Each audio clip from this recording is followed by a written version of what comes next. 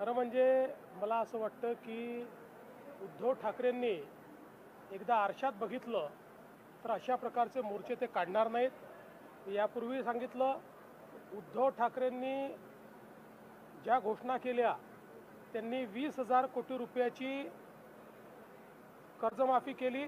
त्याच्या 3 वर्ष आधी आम्हीही 20,000 कोटी रुपयाची कर्जमाफी केली। त्यामुळे त्यांनी काही फार मोठं केलं असं नाही। या उलट त्यांनी जी घोषणा केली होती की आम्ही 50,000 रुपये चालू खात्याच्या लोकांना देऊ, 2.5 वर्षात फुटकी कवडी दिली नाही, त्याचे 16 लाख शेतकऱ्यांचे पैसे आमचं सरकार आल्यानंतर आम्ही दिले।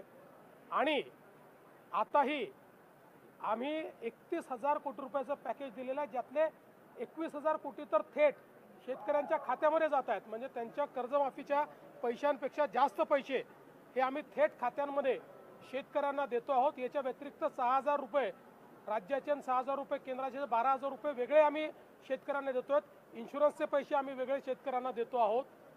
त्यामुळे ज्यावेळी त्यांच्या काळामध्ये अशी नुकसान झालं होतं त्यावेळी त्यांनी नेमके किती पैसे दिले हे जर आपण बघितलं तर त्यांना असा मोर्चा काढण्याचा अधिकार आहे का हे आपल्या लक्षात येईल। तथापि ठीक आहे, त्यांनाही कुठेतरी आपल्या पक्षाला जिवंत ठेवायचं आहे, त्यामुळे ते प्रयत्न करत आहेत।